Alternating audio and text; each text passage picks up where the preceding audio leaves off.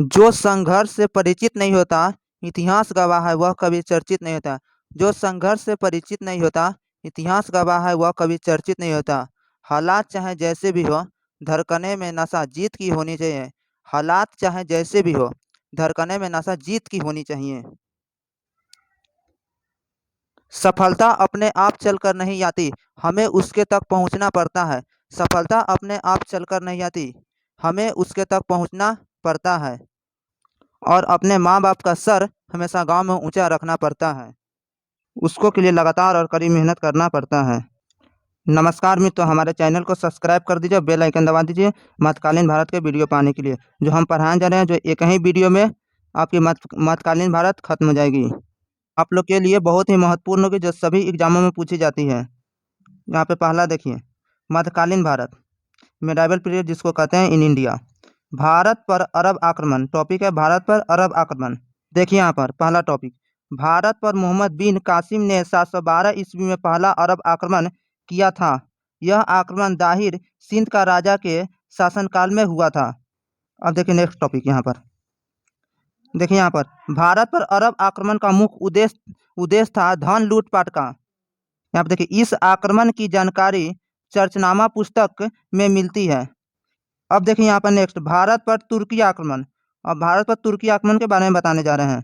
देखिए पहला यहाँ पे टॉपिक, अल्पतगीन गजनी वंश का संस्थापक का दामाद सुबुतगीन प्रथम तुर्की था, जिसने हिंदू शाही शासक जयपाल को पराजित किया था।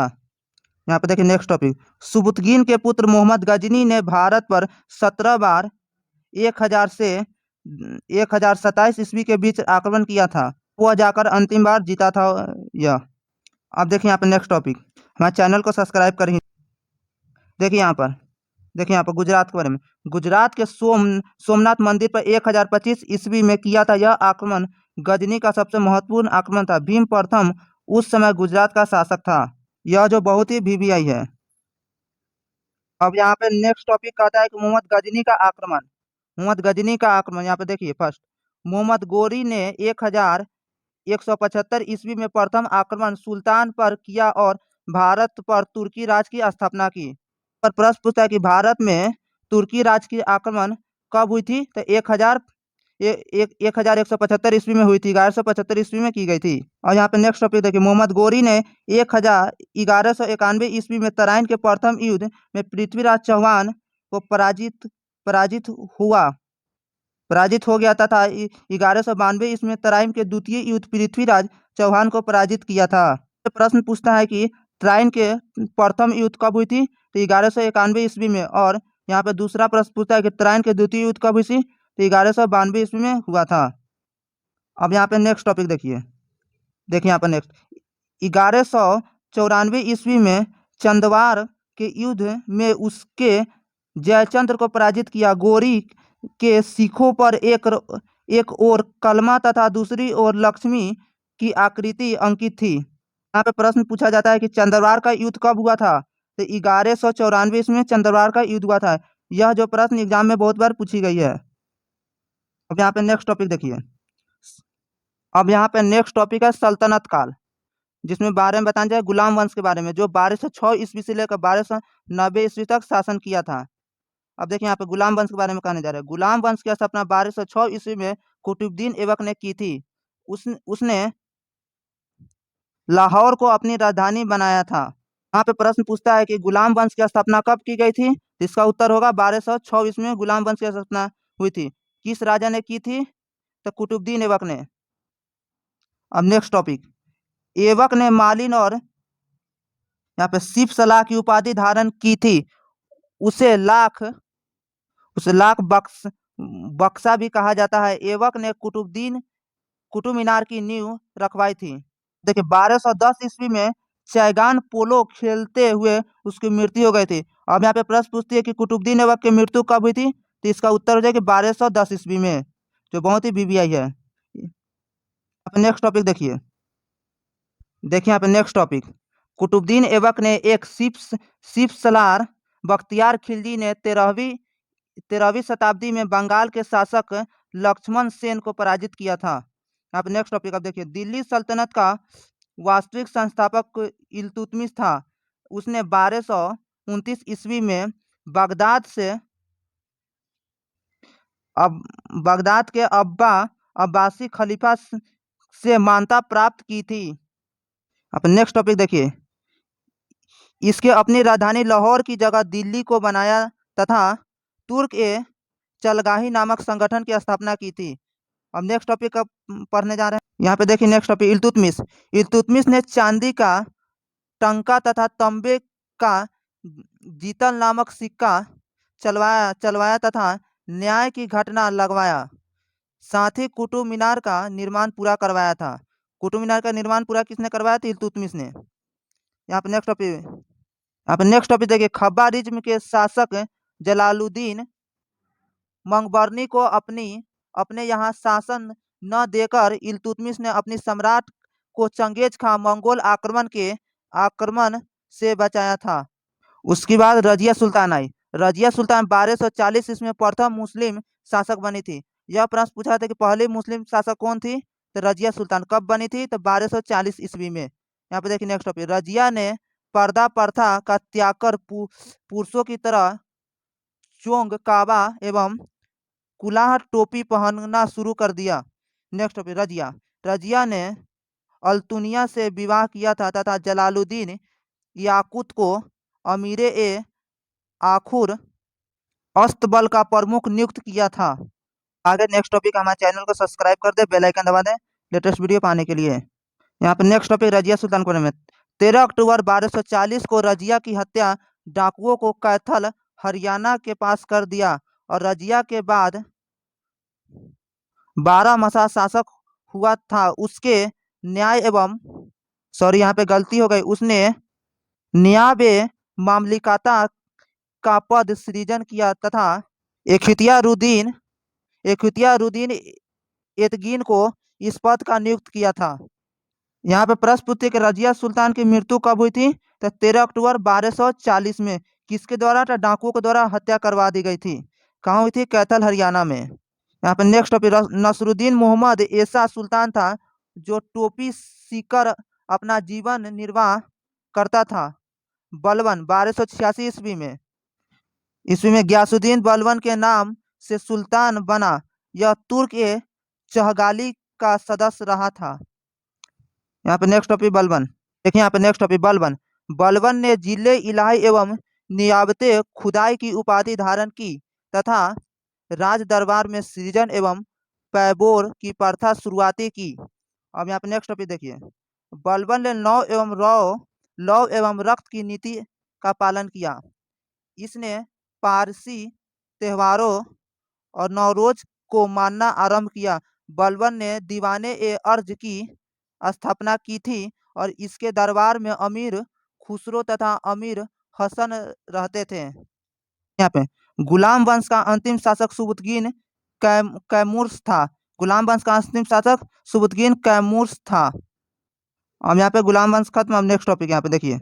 खिलजी वंश के बारे में बताने जा रहे हैं जो आपको के लिए बहुत ही महत्वपूर्ण है कि सभी एग्जामों में पूछी जाती है। यहाँ पे देखिए खिलजी वंश 1290 से 1320 ईस्वी तक खिलजी वंश का शासन किया था। खिलजी वंश ने शासन किया था।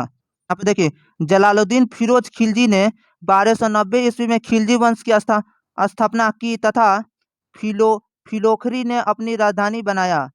सॉरी यहाँ पे गलती हो गई। उसने राजधानी किलोखोरी ने अपनी राजधानी बनाई थी। यहाँ पे नेक्स्ट। अलाउद्दीन खिलजी ने अपने चाचा जलालुद्दीन खिलजी की हत्या कर 1296 ईस्वी में सुल्तान बना और इसके बचपन का नाम अली तथा गुरसाप था। अब नेक्स्ट। इसने 1303 ईस्वी में चित्तौड़ के शासक राणा रतन सिंह को पराजित किया और रानी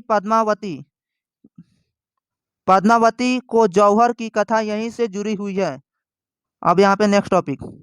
चैनल को सब्सक्राइब कर दीजिए, बेल आइकन दबा दीजिए लेटेस्ट वीडियो पाने के लिए। अब देखिए यहाँ पे नेक्स्ट टॉपिक। अलाउद्दीन खिलजी ने सैन्य क्षेत्र की स्थापना, सेना का गठन, नगद वेतन तथा दाग एवं लुहिया प्रणाली लागू की। अब नेक्स्ट यहाँ पे। इसने भू राजस्व की दर को बढ़ाकर 1/2 भाग 50% कर दिया। साथ ही खम्स लूट का धन सुल्तान की हिस्सा में 1/5 भाग का स्थान पर 1/4 भाग कर दिया। इसने भू राजस्व की दर बहुत ही बढ़ा दी थी। यहाँ पे देखिए अलाउद्दीन खिलजी ने शासन काल में मंगोल का सर्वाधिक आक्रमण हुआ था। इसने सिकंदर ए सानी की उपाधि धारण की थी। तो प्रश्न पूछे कि अलाउद्दीन खिलजी ने सर्वाधिक आक्रमण कहाँ की थी, तो इसका उत्तर होगा मंगोलों में। अब नेक्स्ट टॉपिक यहाँ पे बता रहे हैं। मालिन काफूर ने अलाउद्दीन ने दक्षिण के अभियान पर भेजा था। यहाँ पे देखिए नेक्स्ट देखिए मुबारक खिलजी 1316 से 1320 ईस्वी में अलाउद्दीन खिलजी का उत्तराधिकारी हुआ और इसके स्वयं को खिलजी खलीफा घोषित किया। स्वयं को क्या चीज घोषित किया था? खलीफा। मुबारक खिलजी कब से कब तक शासन किया था? तो यहाँ पे हो जाएगी इसकी उत्तर 1316 से लेकर 1320 ईस्वी तक। यहाँ पे देखिए नेक्स्ट टॉपिक मुबारक खिलजी काभी सॉरी यहाँ पे गलती हो गई। मुबारक खिलजी कभी कभी दरबार में स्त्रियों का वस्त्र पहनकर आ जाता था और इससे नग्न स्त्री पुरुष का संगत पसंद था। मुबारक खिलजी बहुत ही घिनौना शासक था। अब यहाँ पर आगे देखिए तुगलक वंश के बारे में बताने जा रहे हैं। यहाँ पे तुगलक वंश कब से कब तक शासन किया था? यहाँ तुगलक वंश 1320 ईस्वी से लेकर 1398 ईस्वी तक शासन किया था।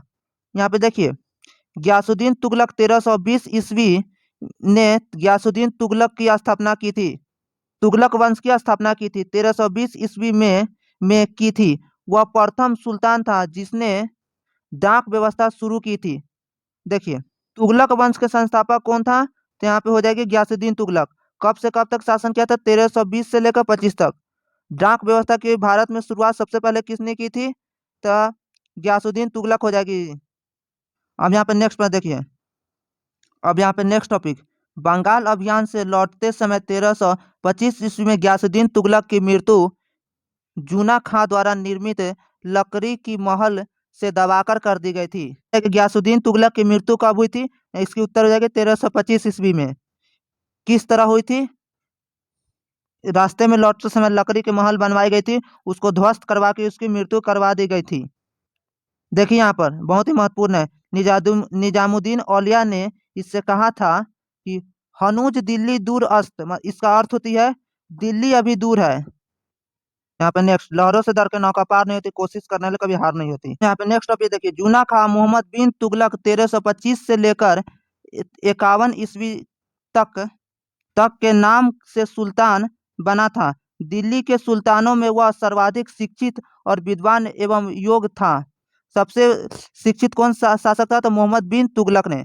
कब से कब तक शासन किया था? तो 1325 ईस्वी से लेकर 1351 ईस्वी तक। अब नेक्स्ट टॉपिक बर्नी के अनुसार मोहम्मद बिन तुगलक की 5 योजनाओं का उल्लेख किया गया है। पहला था दुआब में कर वृद्धि।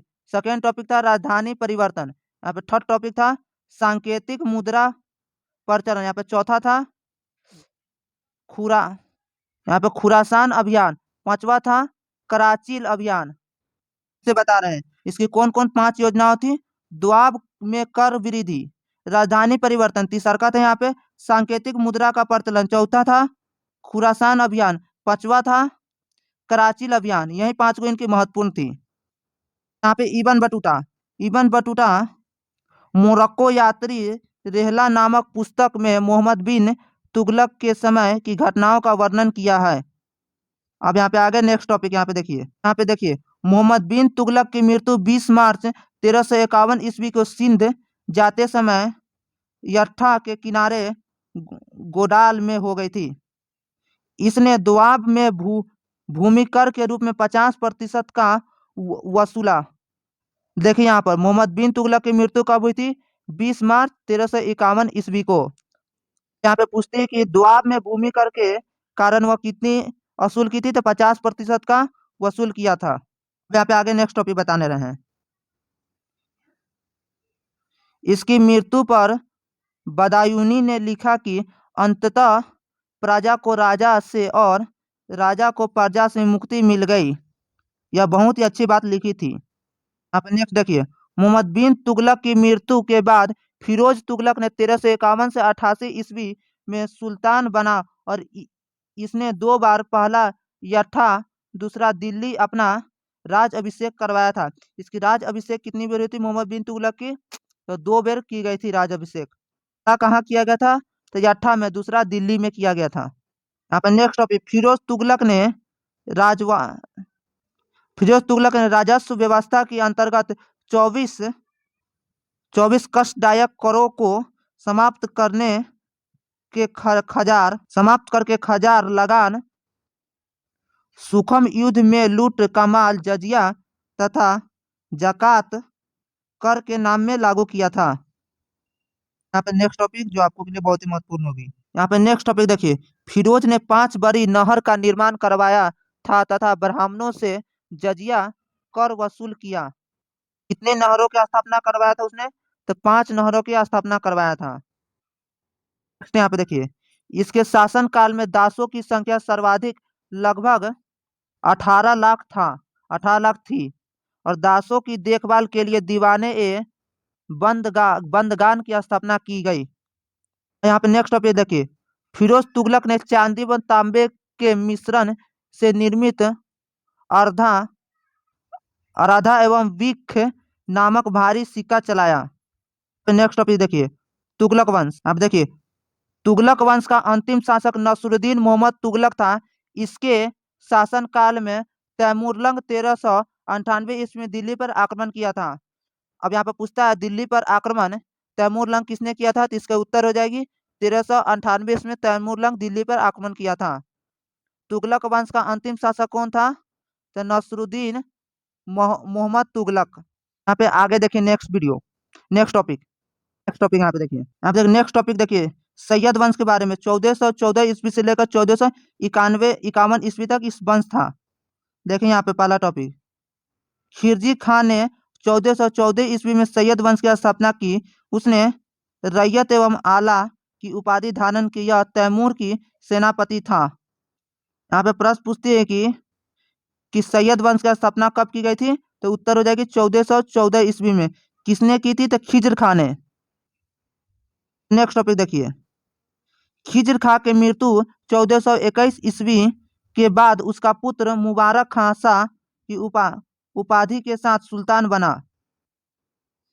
प्रश्न पूछता है यहाँ पर कि खिज्र खां की मृत्यु कब हुई थी? तो 1421 ईस्वी में हुई थी। उसके बाद कौन शासक बना था? उसका पुत्र मुबारक खां शाह बना था। अब यहाँ पे आगे, मुबारक शाह ने मुबारकबाद यमुना के किनारे नामक नगर की स्थापना की, और इस वंश का अंतिम शासक अलाउद्दीन आलम शाह था। यहाँ पे प्रश्न कहता है कि सैयद वंश का अंतिम शासक कौन था? तो अलाउद्दीन आलम शाह था। अब यहाँ पे आगे देखिए नेक्स्ट टॉपिक, आप लोग कॉपी लेकर रखिए और इसे लिखते रहिए बारी बारी से। देखिए यहाँ पर, यदि लक्ष्य न मिले तो रास्ते बदलने का लक्ष्य नहीं, क्योंकि वृक्ष अपनी पत्तियां बदलती है, जड़ें नहीं। यहाँ पे देखिए नेक्स्ट टॉपिक, लोधी वंश के बारे में। यहाँ पे देखिए नेक्स्ट टॉपिक, लोधी वंश, जो 1451 से लेकर 1526 ईस्वी तक था। यहाँ पे देखिए नेक्स्ट टॉपिक, बहलोल लोधी ने 1451 से 1489 ईस्वी के द्वारा लोधी वंश की स्थापना की, और उसके साथ ही दिल्ली का प्रथम अफगान राज की शुरुआत की थी। नेक्स्ट टॉपिक देखिए, बहलोल लोधी ने बहलोल नामक सिक्का चलवाया तथा मसनद ए अली की उपाधि धारण की। यहाँ पे नेक्स्ट टॉपिक देखिए, सिकंदर लोधी ने 1489 से 1517 ईस्वी में सुल्तान सिकंदर शाह लोधी के नाम से सुल्तान बना। अब यहाँ पे नेक्स्ट टॉपिक देखिए, 1504 ईस्वी में उसने आगरा का शहर की स्थापना की तथा इसे अपनी दूसरी राजधानी बनाया। देखिए यहाँ पर, आगरा शहर की स्थापना किसने की थी? तो सिकंदर लोधी ने। कब की थी? तो 1504 ईस्वी में। अब यहाँ पे नेक्स्ट टॉपिक देखिए, सिकंदर लोधी ने गुलरुखी का उपनाम कविताएं लिखता था तथा उसने मापन का नया पैमाना गज्जे सिख नदीर की शुरुआत की। अब यहाँ पे नेक्स्ट देखिए, इसके शासन काल में फरहंगे ग्रंथ, आयुर्वेद ग्रंथ तथा लज्जत ए सिकंदरी गान विद्या से संबंधित नामक पुस्तक की रचना हुई। अब यहाँ पे नेक्स्ट टॉपिक, सिकंदर लोधी की मृत्यु 1517 ईस्वी के पश्चात उसका पुत्र इब्राहिम लोधी 1517 से 1526 ईस्वी में दिल्ली का सिंहासन पर बैठा। यहाँ पे कहता है सिकंदर लोदी की मृत्यु कब हुई थी, तो 1517 ईस्वी में। उसका पुत्र इब्राहिम लोदी 1517 से लेकर 1526 तक शासन किया, जो दिल्ली का सिंहासन पर बैठा था।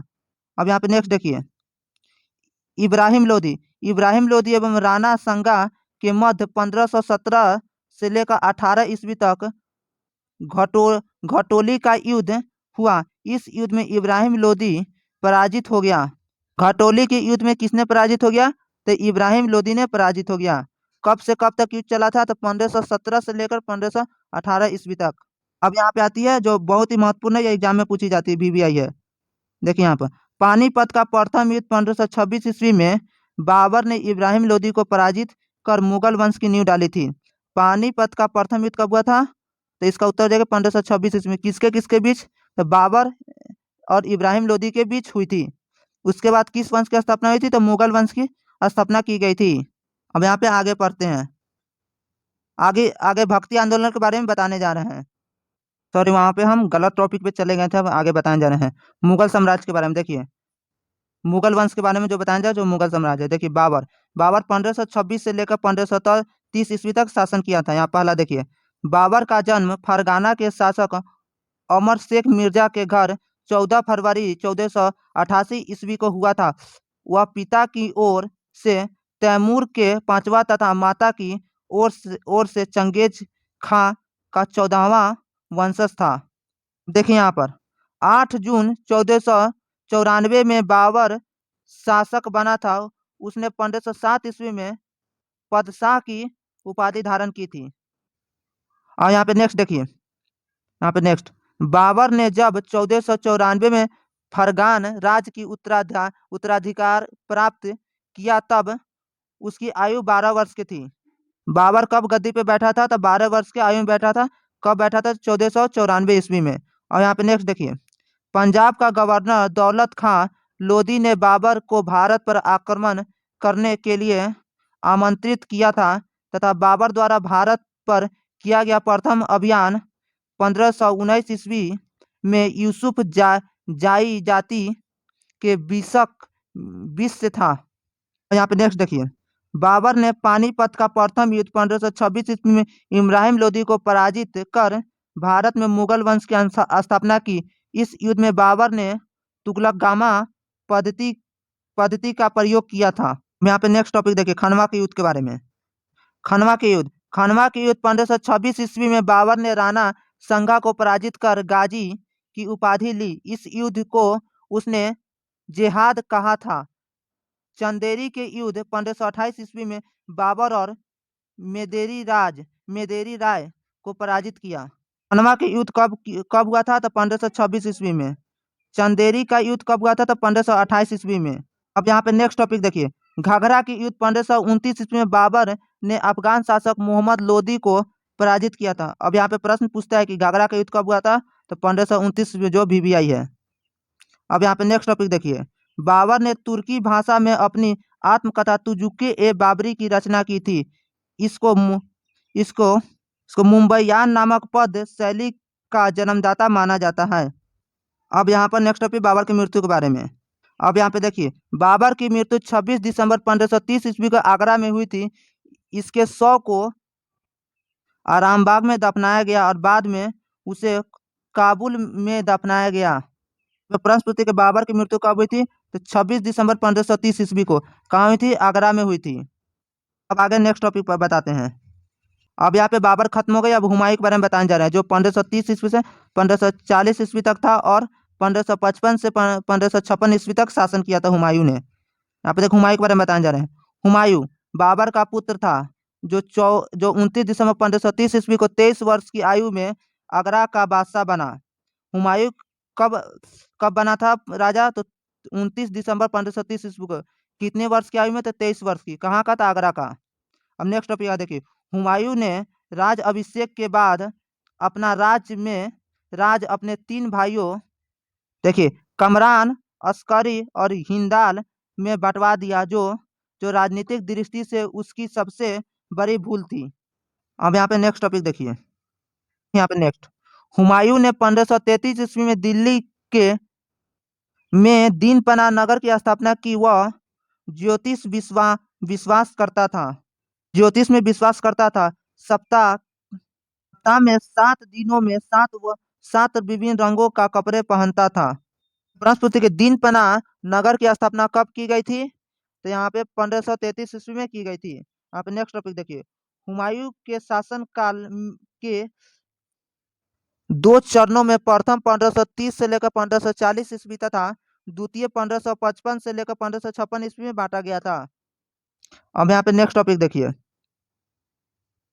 अब नेक्स्ट टॉपिक, चौसा की युद्ध 1539 ईस्वी में शेरखा ने हुमायूं को पराजित कर दिया था और बिलग्राम के युद्ध में कन्नौज का युद्ध में हुमायूं शेर खां द्वारा पराजित हुआ तथा शेर खां ने आगरा एवं दिल्ली पर कब्जा कर लिया। यहाँ पे प्रश्न पूछती एग्जामों में हर समय कि चौसा का युद्ध कब हुआ था, तो इसका उत्तर देखिए 1539 ईस्वी में। नेक्स्ट टॉपिक देखिए, अपने अपने निर्वासन काल के दौरान हुमायूं ने राणा वीरसाला के महल में शरण ली थी। नेक्स्ट देखिए, 1555 ईस्वी में हुमायूं ने सरहिंद के युद्ध में सिकंदर शाह सूरी को पराजित कर पुनः दिल्ली की गद्दी पर बैठा था। यहाँ पे नेक्स्ट टॉपिक देखिए, अब आगे नेक्स्ट टॉपिक के बारे में देखिए। नेक्स्ट टॉपिक, हुमायूं की बहन गुलबदन बेगम ने हुमायूं नामा की रचना की। नेक्स्ट टॉपिक, 1 जनवरी 1556 ईस्वी को दीनपनाह भवन में स्थित पुस्तकालय की सीढ़ियों से गिरने के कारण हुमायूं की मृत्यु हो गई थी। अब नेक्स्ट टॉपिक यहाँ देखिए, हुमायूं का मकबरा दिल्ली में स्थित है जिसका निर्माण हाजी बेगम ने करवाया था। इसके वास्तुकार मीरक मिर्जा गयासुद्दीन थे। अब नेक्स्ट टॉपिक यहाँ पे देखिए, यहाँ पे लेनपुल ने हुमायूं की मृत्यु पर कहा था कि हुमायूं जीवन भर लरखदाता रहा और लरखदाते से हुई अपनी जान दे दी। हुमायूं, यहाँ पे प्रश्न पूछते हैं हुमायूं की मृत्यु कब हुई थी, तो 1 जनवरी 1556 ईस्वी को दीनपनाह भवन में पुस्तकालय के सीढ़ियों पर गिरने के कारण उसकी मृत्यु हो गई थी। नेक्स्ट टॉपिक देखिए, यहाँ पे देखिए अकबर के बारे में बताए जा रहे हैं, जो ही बहुत ही महत्वपूर्ण शासक था। देखिए 1556 ईस्वी से लेकर 1605 ईस्वी तक। देखिए अकबर का जन्म 15 अक्टूबर 1542 ईस्वी को अमरकोट के शासक राणा वीरसाल के महल में हुआ। इसकी माता का नाम हमीना बानो बेगम था। यहाँ पे नेक्स्ट टॉपिक देखिए, अकबर की राज अभिषेक 14 फरवरी 1556 ईस्वी को पंजाब में कलानौर नामक स्थान पर बेगम खां 1556 से लेकर 1560 ईस्वी के संरक्षण के 13 वर्ष की आयु में हुआ था। अब नेक्स्ट टॉपिक आगे, नेक्स्ट टॉपिक देखिए, यहाँ पे देखिए नेक्स्ट टॉपिक देखिए, यहाँ पे नेक्स्ट टॉपिक, बैरम खां की सहायता से अकबर ने पानीपत का द्वितीय युद्ध 1556 ईस्वी में हेमी और विक्रमादित्य को पराजित किया और बैरम खां की हत्या मुबारक खां व्यक्ति ने कर दी थी। नेक्स्ट टॉपिक, पानीपत का द्वितीय युद्ध कब हुआ था, 1556 ईस्वी में। कामयाबी हाथों के लकीरों से नहीं होती है, माथे के पसीने से होती है। कामयाबी हाथों के लकीरों से नहीं होती, अपनी माथे के पसीने से होती है। यहाँ पे नेक्स्ट टॉपिक देखिए, अकबर ने अपने पहले स्वतंत्रता सैन्य अभियान में मालवा के शासक बहा बाज बहादुर के पराजित किया। अब नेक्स्ट टॉपिक देखिए, 18 जून 1576 में हल्दी घाटी का युद्ध अकबर और मेवाड़ के शासक महाराणा प्रताप के बीच हुआ था और इसमें अकबर विजयी हुआ था। ये पूछता है कि हल्दी घाटी के युद्ध कब हुआ था, इसकी उत्तर जाके 18 जून 1556 ईस्वी में। किसके किसके बीच हुआ था, तो अकबर और मेवाड़ शासक के बीच हुआ था। अब यहाँ पे नेक्स्ट टॉपिक देखिए, अब यहाँ पे नेक्स्ट टॉपिक, अब देखिए यहाँ पे नेक्स्ट टॉपिक, गुजरात विजय के दौरान अकबर सर्वप्रथम पुर्तगालियों से मिला और यहीं उसने सर्वप्रथम समुद्र को देखा था। नेक्स्ट टॉपिक देखिए, अकबर 1507 ईस्वी से लेकर 1562 ईस्वी तक माहम अनगा को प्रभाव से रखा और इस समय के शासक के पर्दा शासक कहा जाता है। अब आगे, अब यहाँ पे आगे देखिए, 1571 ईस्वी में अकबर ने आगरा से 36 किलोमीटर दूर फतेहपुर सीकरी नामक नगर की स्थापना की तथा गुजरात विजय के उपलक्ष्य में बुलंद दरवाजा उत्तर प्रदेश का निर्माण कराया। बुलंद दरवाजे की स्थापना कब की गई थी, तो 1571 ईस्वी में। कहाँ का कराया गया था, उत्तर प्रदेश में। फतेहपुर सीकरी नामक जगह के निकट। अब यहाँ पे देखिए आगे, 1582 ईस्वी में अकबर ने सभी धर्मों के उत्तर सिंधों को लेकर तौहीद ए इलाहिया दीन ए इलाही 1582 ईस्वी में नामक नए धर्म की स्थापना की थी। यहाँ पे आगे नेक्स्ट टॉपिक। अब यहाँ पे देखिए, अकबर ने दरबार के नवरत्न के नाम प्रसिद्ध नवरत्नों व्यक्तियों में से मानसिंह, अकबर के नवरत्न कौन कौन थे यहाँ बताए जा रहे हैं। मानसिंह, फौजी, टोडरमल, अब्दुल रहीम खानखाना, अब्दुल फजल, अकबरनामा के लेखक शेख मुबारक के पुत्र बीरबल, तान सिंह, हकील मुकाम और मुल्ला दो प्याजा शामिल थे। सबसे प्रसिद्ध कौन थे? तो अकबर के बीरबल थे। दीन ए इलाही को स्वीकार करने वाला प्रथम हिंदू बीरबल था। दीन ए इलाही धर्म को सबसे पहले स्वीकार किसने किया था हिंदू में? यहाँ पे बीरबल ने किया था। और यहाँ पे नेक्स्ट टॉपिक देखिए, अकबर। अकबर ने महत्वपूर्ण कार्यों में दास प्रथा का अंत 1562 ईस्वी में, तीर्थ यात्रा कर समाप्त 1563 ईस्वी में, जजिया कर समाप्त 1564 ईस्वी में, इबादत खाने की स्थापना 1575 ईस्वी में और मजहर की घोषणा 1579 ईस्वी में, इलाही इलाही श्वेता की शुरुआत 1583 ईस्वी में आदि प्रमुख रूप से शामिल हैं। एक बार फिर, दास प्रथा की अंतिम कब हुई थी? 1562 ईस्वी में। तीर्थ यात्रा कर की स्थापना कब हुई थी? 1563 ईस्वी में। जजिया कर समाप्त कब की गई थी? 1564 ईस्वी में। यहाँ पे इबादत खाने की स्थापना कब की गई थी? 1575 ईस्वी में। मजहर की घोषणा कब की गई थी? 1579 ईस्वी में। पे इलाही श्वेता की शुरुआत 1583 ईस्वी में की गई थी। मुख है। यहाँ पे नेक्स्ट टॉपिक आगे, नेक्स्ट टॉपिक यहाँ पे देखिए आगे देखिए, अकबर ने धार्मिक विचार विमर्श के लिए इबादत खान का निर्माण कराया था। अब नेक्स्ट यहाँ पे देखिए, विंसेस सिस्टम ने अकबर के दीन इलाही को उसकी उसकी मूर्खता का न किए बुद्धिमत्ता का स्मारक कहा। दोहरा रहे हैं, विंसेस सिस्टम ने अकबर के दीन इलाही को उसकी मूर्खता का न की बुद्धिमत्ता की स्मारक कहा है। तो समझिए आप लोग। लेकिन यहाँ पे नेक्स्ट टॉपिक देखिए, अकबर की मृत्यु 16 अक्टूबर 1605 ईस्वी में हुई। इसे आगरा के निकट सिकंदर दर्रा में दफनाया गया। प्रश्न पूछती है कि अकबर की मृत्यु कब हुई थी? 16 अक्टूबर 1605 ईस्वी में हुई थी। कहाँ हुई थी? तो आगरा के निकट सिकंदर्रे में दफनाया गया था। नेक्स्ट टॉपिक जहांगीर के बारे में है। देखिए यहाँ पे जहांगीर के बारे में, 1605 ईस्वी से लेकर 1627 ईस्वी तक इसने शासन किया था। जो अकबर के बेटा था जहांगीर। देखिए यहाँ पे, अकबर का उत्तराधिकारी जहांगीर हुआ। उसे बचपन का नाम सलीम था, जो 3 नवंबर 1605 ईस्वी को नसरुद्दीन मोहम्मद जहांगीर बादशाह गाजी की उपाधि धारण कर बादशाह बना था। देखिए, सलीम कब राजा बना था? तो 3 नवंबर 1605 ईस्वी को बना था। उसकी नाम क्या रख दी गई थी? नसरुद्दीन मोहम्मद जहांगीर बादशाह गाजी। तो देखिए आगे, जहांगीर ने न्याय की जंजीर के लिए याद किया जाता है। यह जंजीर सोने की बनी थी। फरियाद इस जंजीर को खींचकर न्याय की गुहार लगाते थे। अब यहाँ पे आगे नेक्स्ट टॉपिक। अब यहाँ आगे देखिए, मालिक अंबर अहमदनगर का वजीर के विरोध में सफलता से खुश होकर जहांगीर को खुर्रम को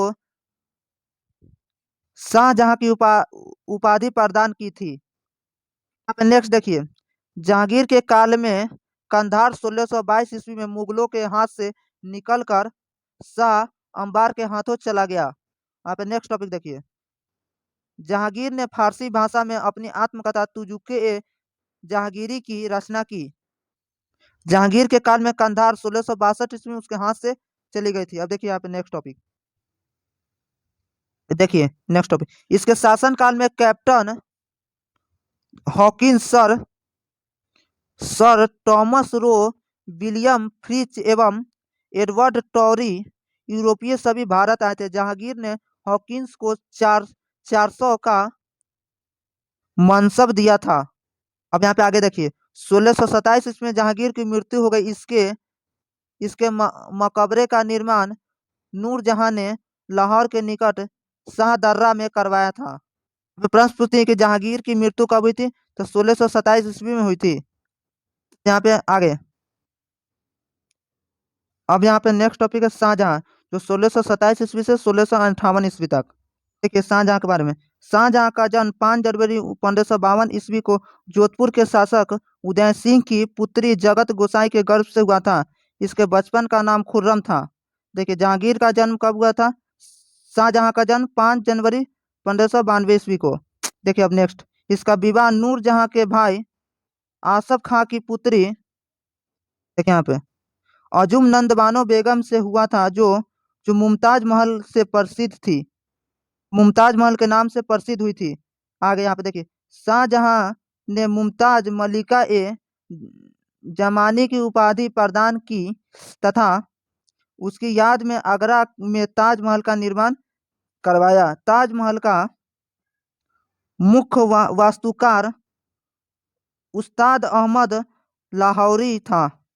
अब यहाँ पे आगे देखिए, देखिए यहाँ पे, शाहजहां ने 1638 ईस्वी में अपनी राजधानी को आगरा से दिल्ली लाने के लिए यमुना नदी के दाहिने हाथ पर, दाहिने तट पर, गलती हो गई, दाहिने तट पर, देखिए शाहजहानाबाद को नींव रखी थी।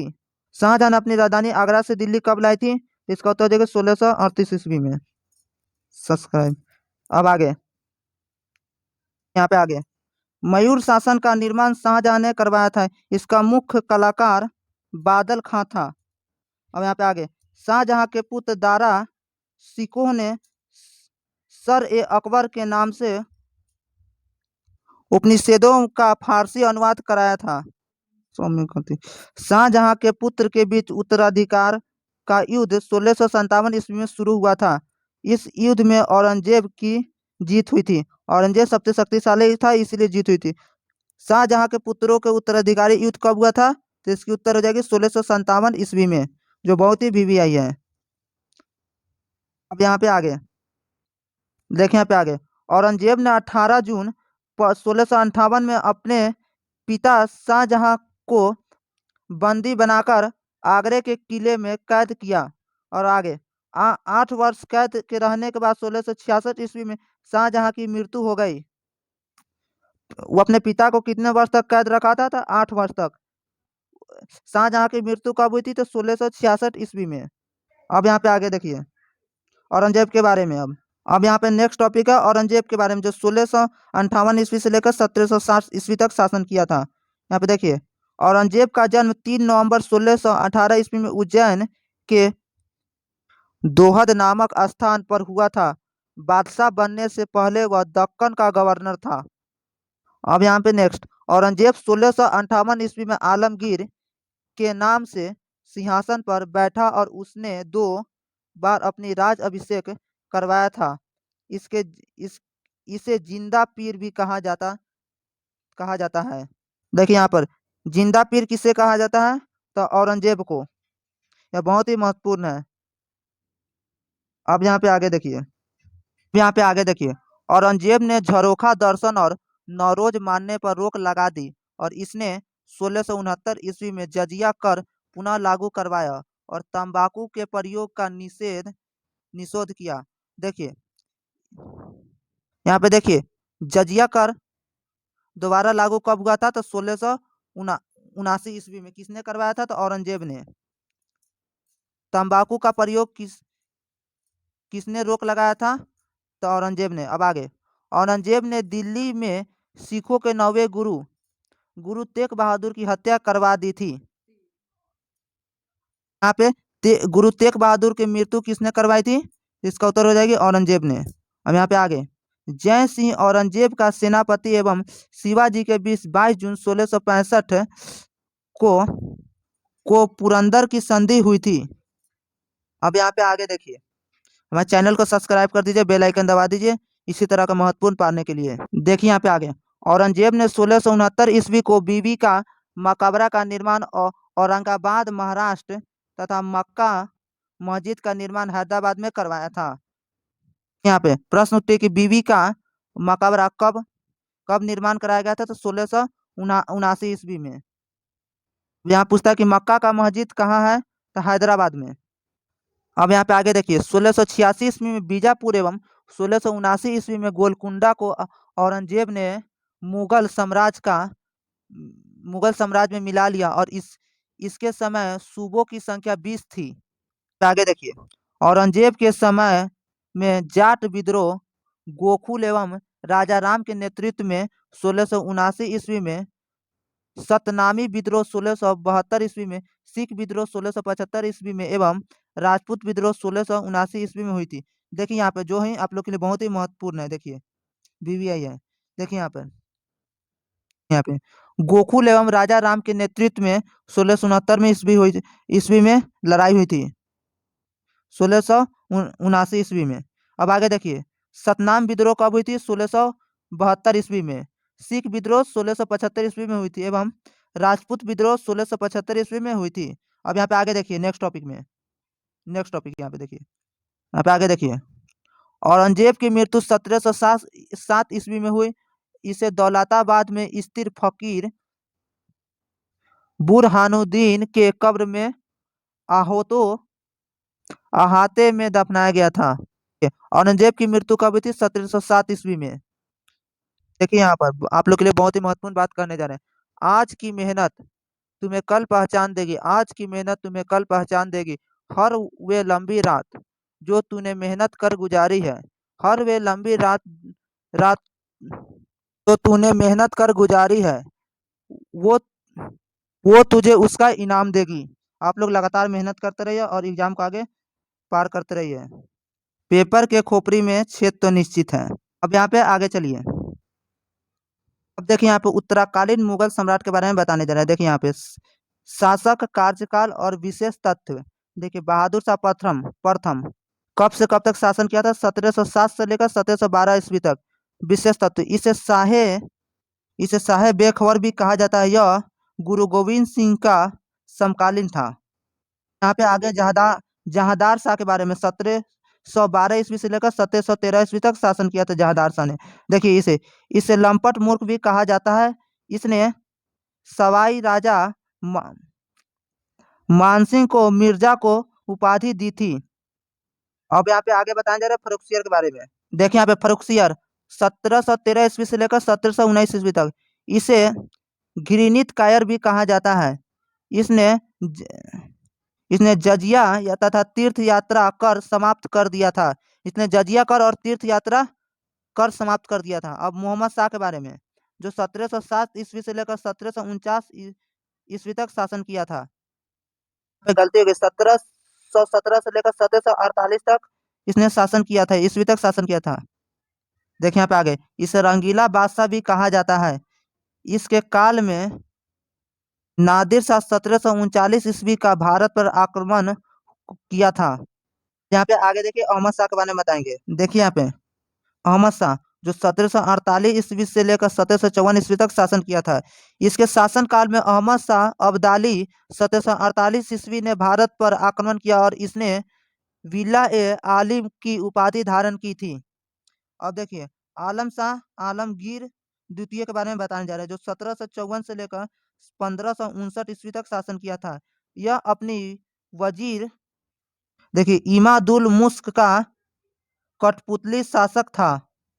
अब यहाँ पे आलमगीर द्वितीय कब से कब तक शासन किया था, तो 1754 से लेकर 1559 ईस्वी तक। अहमद शाह कब से कब तक किया था, तो 1748 से लेकर 1754 ईस्वी तक शासन किया था। अब यहाँ पे आगे लोग लगातार मेहनत करते रहे, हमारे चैनल को सब्सक्राइब करके बेल आइकन दबा दिए इसी तरह के वीडियो पाने के लिए। बड़ा महत्वपूर्ण संग्राम चला, महासंग्राम। यह महत्कालीन भारत के महासंग्राम बता रहे हैं। यहाँ पे आगे देखिए, यहाँ पे देखिए शाह आलम द्वितीय के बारे में 1759 से लेकर 1806 ईस्वी तक। इसके शासन काल में बक्सर का युद्ध 1764 ईस्वी में और इलाहाबाद की संधि 1765 ईस्वी में हुआ था। बक्सर के युद्ध कब हुआ था, तो 1764 ईस्वी में और इलाहाबाद की संधि कब हुई थी, 1765 ईस्वी में। अब यहाँ पे आगे अकबर द्वितीय के बारे में 1806 ईस्वी से लेकर 1837 ईस्वी तक शासन किया था। देखिए यह अंग्रेजों के संरक्षण में बनने वाला प्रथम मुगल बादशाह था। अब देखिए यहाँ पे बहादुर शाह जफर जो कब से कब तक था, 1837 से लेकर 1858 ईस्वी तक शासन किया था। देखिए 1857 का सिपाही विद्रोह इसी के शासनकाल में हुआ था। शाही विद्रोह कब हुआ था? 1857 में। किसके शासनकाल में? बहादुर शाह जफर के शासनकाल में। यहाँ पे आगे चलिए, देखिए यहाँ पे आगे। दौड़ लगी है शेरों की, जंगल तेरी ठिकाना है। दौड़ लगी है शेरों की, जंगल तेरी ठिकाना है। मत रुक राही बीच, मत रुक राही बीच, मंजिल तक तुझे जाना जरूरी है। मंजिल तक जाना तुझे जरूरी, इस बात पे आप लोग ध्यान से सोचिएगा और मेहनत करिएगा। हमारे मंजिल कितनी नजदीक है, आप लोग लगातार मेहनत करते रहिए। अब देखिए यहाँ पे आगे बताएं जा रहे हैं मुगल कालीन प्रशासन के बारे में। देखिए यहाँ पे आगे, मुगल प्रशासन एक केंद्रीकृत प्रशासन था जिसके शीर्ष पर बादशाह होता था और औरंगजेब के समय खूबों की संख्या 20 थी। यहाँ पे आगे बता रहे हैं, देखिए यहाँ पे खूबों के प्रमुख को निजाम का सिपह सलार कहा जाता था। यहाँ पे आगे सेना को प्रधान को मीर बख्शी कहा जाता था। मीर बख्शी द्वारा रसखत नाम के पत्र पर हस्ताक्षर के बाद सेना को हर महीने वेतन मिल जाता था। यह बहुत ही अच्छा काम किया था। अकबर के मनसबदारी प्रथा का आरंभ किया जो मंगोल की सैन्य प्रणाली से लिया गया था। यहाँ पे आगे देखिए, अब यहाँ पे आगे देखिए 1570 ईस्वी से लेकर 71 ईस्वी तक में टोडरमल की सालखा सॉरी यहाँ पे गलती है, खलासा भूमि पर भू राजस्व की नवीन प्रणाली जब्ती प्रारंभ की और इसके अंतर्गत तकसाई और तहसीला कर निर्धारण की दो श्रेणियां थी। अब यहाँ पे आगे देखिए मराठों का उत्कर्ष। यहाँ पे बताया जा रहा है मराठों का उत्कर्ष के बारे में। देखिए मुगल साम्राज्य के विघटन के दौरान भारत के अनेक स्वतंत्र राज्यों की स्थापना प्रारंभ हो गई। समकालीन स्वतंत्रता राज्यों में मराठा राज्य सर्वाधिक शक्तिशाली बनकर उभर गया। अब यहाँ पे आगे शिवाजी के बारे में, मराठा राज खत्म, अब शिवाजी के बारे में। अब यहाँ पे आगे चलिए, अब देखिए शिवाजी के बारे में बताएंगे। अब यहाँ पे आगे चलिए शिवाजी। शिवाजी के नेतृत्व में 17वीं शताब्दी के उत्तरार्ध में भारत में मराठा शक्ति का उदय हुआ और इसका जन्म 1627 ईस्वी में पूना के शिवनेर किले के शाहजी भोसले पिता तथा जीजाबाई माता, पिता भोसले और माता जीजाबाई के यहाँ हुआ था। यहाँ पे शिवाजी का विवाह सलबाई निम्बालकर से हुआ था। दादा कोंडदेव उनके संरक्षक तथा समर्थ रामदास आध्यात्मिक गुरु थे। शिवाजी का आध्यात्मिक गुरु कौन थे? तो रामदास थे। शिवाजी के दादा का नाम क्या था? तो कोंडदेव। अब देखिए आगे यहाँ पे आगे 1644 ईस्वी में, यहाँ पे आगे 1644 ईस्वी में शिवाजी ने सर्वप्रथम तोरण नामक किले पर अधिकार किया और तथा 1656 ईस्वी में रायगढ़ को अपनी राजधानी बनाया। यहाँ पे आगे देखिए राजा जयसिंह ने शिवाजी को पुरंदर की संधि 1665 ईस्वी में करने पर विवश किया और जिसमें शिवाजी ने काली दुर्गा मुगलों के पास चले गए। अब यहाँ पे आगे 1674 ईस्वी में शिवाजी ने रायगढ़ के दुर्गा में महाराष्ट्र के स्वतंत्र शासक के रूप में अपना राज अभिषेक करवाया तथा छत्रपति का उपाधि ग्रहण की। अब यहाँ पे आगे देखिए, यहाँ पे नेक्स्ट टॉपिक देखिए, यहाँ पे नेक्स्ट टॉपिक शिवाजी के प्रशासन में 8 मंत्रियों की एक परिषद थी जिसे अष्ट प्रधान कहते थे। इसमें पेशवा प्रधानमंत्री, अमात्य या मौजूदार, वित्त मंत्री, सुमंत, विदेशी मंत्री, देखिए चिटनीस पत्र व्यवहार, देखिए वाक्यान विश्व गुप्तचर विभाग था। सर ए नौवत सैन्य प्रबंधक, पंडित राव धार्मिक मामले तथा न्यायाधीश न्याय शामिल थे। कि यही थे शिवाजी के अष्ट मंत्रियों का परिषद। देखिए यहाँ पे आगे शिवाजी के आय का मुख्य स्रोत चौथ एवं सूरदेश मुखी था। चौथा 1/4 तथा सुरदेसी मुखी में 1/10 वसूल किया जाता था। आगे चलिए नेक्स्ट टॉपिक के बारे में। यहाँ पे आगे चलिए। शिवाजी के नियमित घुड़सवार सैनिक को पाग या वर्गीय एवं अस्थायी घुड़सवार सैनिक को सिलहदार कहा जाता था। नेक्स्ट यहाँ पे शिवाजी की मृत्यु 12 अप्रैल 1680 ईस्वी की हो गई। शिवाजी की मृत्यु कब हुई थी? तो 16 जा सॉरी यहाँ पे गलती हो गई। शिवाजी की मृत्यु कब हुई थी? 12 अप्रैल 1680 ईस्वी में। अब यहाँ पे नेक्स्ट टॉपिक देखिए, शिवाजी के उत्तराधिकारी के बारे में। शिवाजी के उत्तराधिकारी, उत्तराधिकारी हम किसे कहते हैं? राजा को, बेटे को हम लोग उत्तराधिकारी कहते हैं। देखिए यहाँ पे नेक्स्ट टॉपिक, शिवाजी की मृत्यु के पश्चात निम्नलिखित शासकों ने मराठा साम्राज्य की बागडोर संभाली। देखिए यहाँ पे संभाजी 1680 से लेकर 1689 ईस्वी में हिंदी एवं संस्कृत के विद्वान कलश को अपना सलाहकार बनाया। अब आगे टॉपिक राजा राम के बारे में। राजा राम 1689 से लेकर 1700 ईस्वी ने अपने को साहू के प्रतिनिधि माना तथा सभी सभी को गद्दी पर नहीं बैठा, कभी गद्दी पर नहीं बैठा, सॉरी गलती हो गई, कभी गद्दी पर नहीं बैठा था। आगे साहू 1707 ईस्वी से लेकर 1748 ईस्वी में ने खेरे का युद्ध 1707 ईस्वी में भाग लिया था।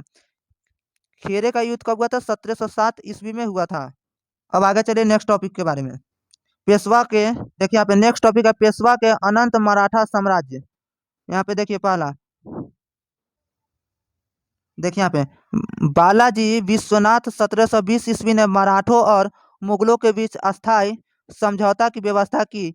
इन्हें मराठा साम्राज्य का दूसरा संस्थापक माना जाता है। मराठा साम्राज्य का दूसरा संस्थापक किसे माना जाता है? तो बालाजी विश्वनाथ को 1720 ईस्वी में।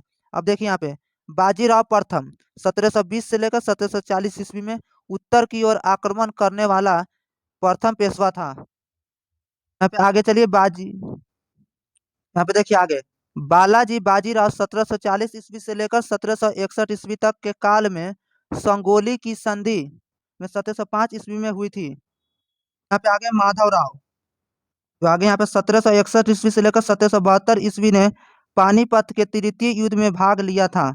अब यहाँ पे आगे पेशवा प्रथा ब्रिटिश द्वारा बाजीराव द्वितीय के काल में समाप्त कर दी गई। अब यहाँ पे आगे टॉपिक पढ़ेंगे सिख का उदय। देखिए सिख शक्ति का उदय। अब यहाँ पे देखिए मुगल कालीन भारत में सिख शक्ति का उदय का श्रेय गुरु नानक को कहा जाता है।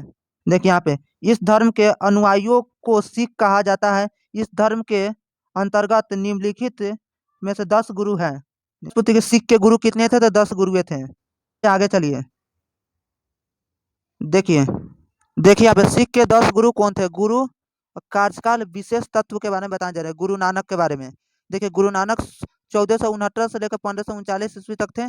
सिख धर्म के संस्थापक लंगर व्यवस्था की शुरुआत संगत सभा की स्थापना की थी। किसने? गुरु नानक ने। अब गुरु अंगद 1539 ईस्वी से लेकर 1552 ईस्वी तक रहे, जो गुरुमुखी लिपि का जनक और नानक के उत्तराधिकारी थे। अब देखिए गुरु अमरदास जो 1652 ईस्वी से लेकर 1754 ईस्वी तक थे। देखिए साम्राज्य सुधार को प्रोत्साहन। गुरु रामदास के बारे में जो 1574 ईस्वी से लेकर 1518 ईस्वी तक थे। अमृत शहर नामक जलाशय की स्थापना एवं अमृत शहर की स्थापना 1577 ईस्वी में। अमृत शहर की स्थापना किसने करवाई थी? गुरु रामदास ने। अब यहाँ गुरु अर्जुन देव जो 1581 ईस्वी से लेकर 1606 ईस्वी तक श्री हर मंदिर साहब स्वर्ण मंदिर की नींव रखी। गुरु ग्रंथ साहब का संकलन। स्वर्ण मंदिर का निर्माण किसने करवाया था? तो गुरु अर्जुन देव ने। अब गुरु हरगोविंद ने 1606 ईस्वी से लेकर 1644 ईस्वी तक। देखिए यहाँ पे अकाल तख्त की स्थापना सिखों को सैनिक जाति में बदला। अब यहाँ पे आगे गुरु हरराय। अब यहाँ पे देखिए गुरु हरराय जो 1644 ईस्वी से लेकर 1661 ईस्वी तक औरंगजेब के साथ संघर्ष की शुरुआत इसने गुरु हरराय ने की थी। अब गुरु हरिकिशन जो 1681 ईस्वी से लेकर 1664 ईस्वी तक रहे, जो पांचवें वर्ष में गुरु बने और 8वें वर्ष की आयु में निधन हो गई। अब गुरु तेग बहादुर के बारे में, जो 1664 से लेकर 1675 ईस्वी तक रहे, जो औरंगजेब जो औरंगजेब मुगल बादशाह द्वारा रवीशगंज दिल्ली में हत्या हो गई थी। देखिए, गुरु तेग बहादुर की हत्या किसने करवाई थी? तो औरंगजेब ने करवाई थी। यहाँ पे आगे गुरु गोविंद सिंह के बारे में, यहाँ पे गुरु गोविंद सिंह के बारे में बताया जा रहा है, जो 1675 से लेकर 1708 ईस्वी तक। अंतिम गुरु का जन्म स्थान पटना, जो सलाखा पंथ की स्थापना, पाहुला प्रणाली की शुरुआत, पंच ककार, केस कंद, कृ- कृपान कच्छ, करा की अनिवार्य, कृष्णा कृष्णावतार तथा जफरनामा की रचना की थी। देखिए, गुरु गोविंद सिंह का जन्म कहाँ हुआ था? तो बिहार में हुआ था। अब यहाँ पे देखिए, आगे चलते हैं। देखिए, यहाँ पे इसी प्रकार हमारे मध्यकालीन भारत समाप्त हुई, जो जो बहुत ही लंबे वीडियो था, उसको आप लोग बारीकी से देखते रहिए और मनोरंजन करते रहिए। देखिए, मैं खींचता था लकीरें आधी तेरी, आपने कलम चलाना सिखा दिया, मेरे मन में ज्ञान का दीप जलाकर मेरे अज्ञानता को अंधकार से प्रकाशित कर दिया। जीवन में जो राह दिखाते हैं, जो सही गलत का पाठ पढ़ाते, जीवन में सदा आदर पाते, और वह कोई नहीं, वही मेरे गुरु जी कहलाते हैं। Best of the luck your exam. Thank you, जय हिंद। हमारे चैनल को सब्सक्राइब कर दीजिए, बेल आइकन दबा दीजिए। थैंक यू, जय हिंद। हमारे चैनल पर आने क्लास पे लगातार बने रहिए और मेहनत करते रहिए। थैंक यू, जय हिंद।